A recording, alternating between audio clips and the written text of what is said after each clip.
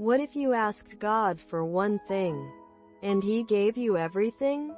That's exactly what happened to King Solomon. But the shocking part isn't what he got. It's what he did with it. Let me take you back to a night when the whole world was waiting. A young king stood before the altar at Gibeon. He was terrified. He was humble. And he was utterly empty. The Lord appeared to him in a dream. God leaned in close and said, "Ask, what shall I give you?" Can you imagine that voice? The Creator of the universe, offering you a blank check. Solomon didn't ask for riches.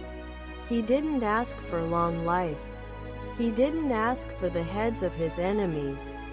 He asked for something far more dangerous. He asked for a listening heart. Therefore give to your servant an understanding heart to judge your people, that I may discern between good and evil. 1 Kings chapter 3 verse 9.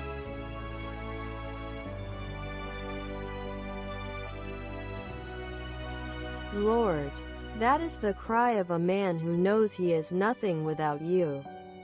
Solomon understood that wisdom wasn't about being smart.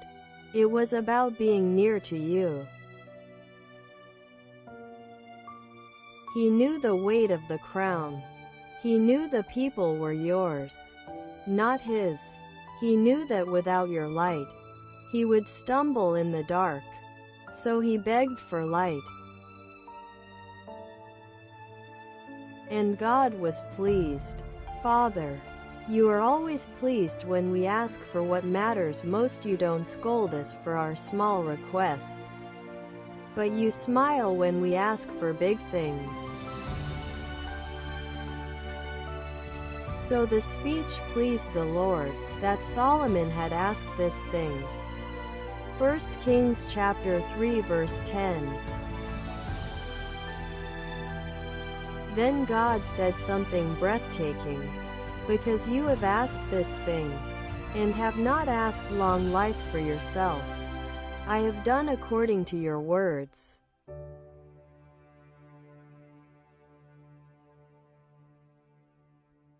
Behold, I have done according to your words. See, I have given you a wise and understanding heart, so that there has not been anyone like you before you, nor shall any like you arise after you. 1 Kings chapter 3 verse 12. And then the overflow came.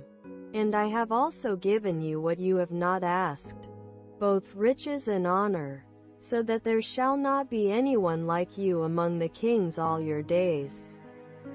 1 Kings chapter 3 verse 13. Lord, you give us the gift, and then you add the grace. Solomon asked for wisdom. You gave him wisdom, wealth, honor, and peace. That is your nature, Father.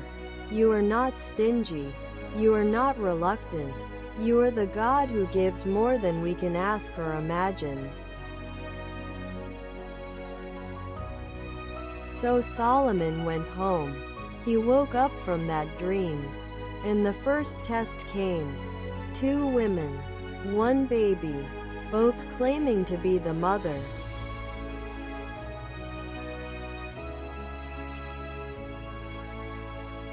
The whole court held its breath. The whole nation watched. And Solomon did something no one expected.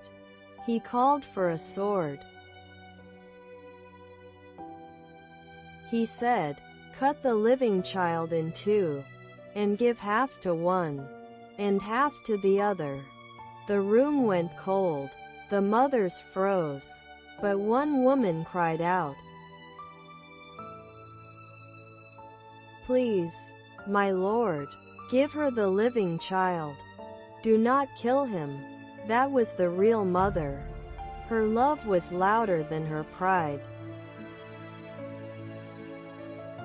And Solomon knew, and all Israel heard of the judgment which the king had rendered. And they feared the king, for they saw that the wisdom of God was in him to administer justice. 1 Kings chapter 3 verse 28. Lord, that was just the beginning. Solomon wrote Proverbs. He spoke of trees and birds and fish. People came from every nation to hear him.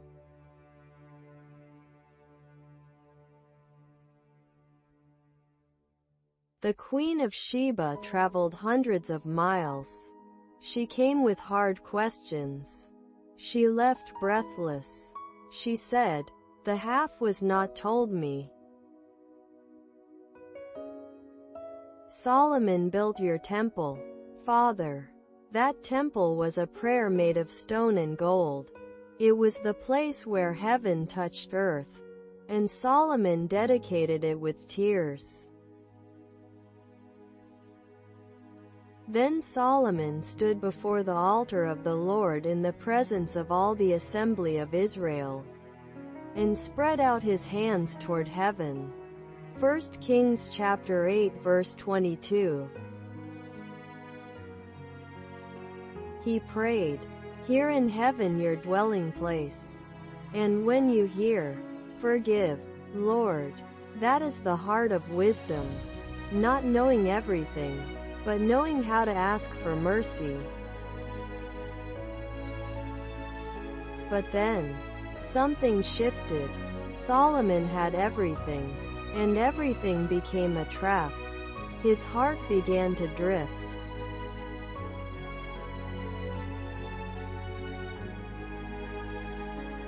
He married foreign women, hundreds of them. They turned his heart after other gods. The wisest man in the world became the biggest fool. For it was so, when Solomon was old, that his wives turned his heart after other gods. And his heart was not loyal to the Lord his God, as was the heart of his father David. 1 Kings chapter 11 verse 4. Lord, that breaks my heart. He started with such fire. He ended with such ash. Wisdom without obedience is just information. God gave Solomon everything, but Solomon forgot the giver. He built altars to idols. He made compromises. He lost his first love. Father, I pray that never happens to us. Let us not trade your presence for your presence. Let us not love the gift more than the giver.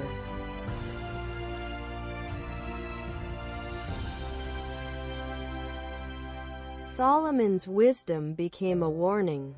It says in Ecclesiastes, "For in much wisdom is much grief, and he who increases knowledge increases sorrow."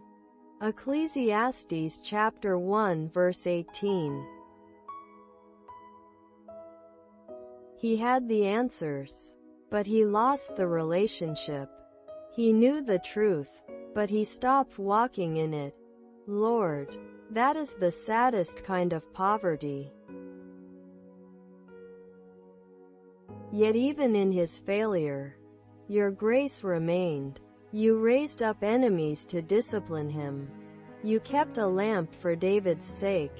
You never fully abandoned him. The Lord became angry with Solomon. Yet I will not tear away the whole kingdom. I will give one tribe to your son for the sake of my servant David. 1 Kings chapter 11 verse 9, 13. Lord, you are merciful even when we are faithless. Solomon's story is not just about his wisdom. It is about your patience.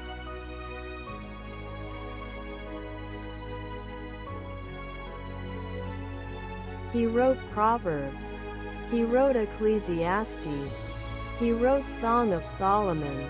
And in the end, he came back. He said, "Fear God and keep his commandments, for this is man's all." Ecclesiastes chapter 12 verse 13. That is the final word of the wisest man. Not more knowledge, not more wealth. Just fear God. Just obey him. Just love him. Father, I want to learn from Solomon. Not just his rise, but his fall. Let me stay close to you. Let me never wander from your heart. Lord, I ask for wisdom today.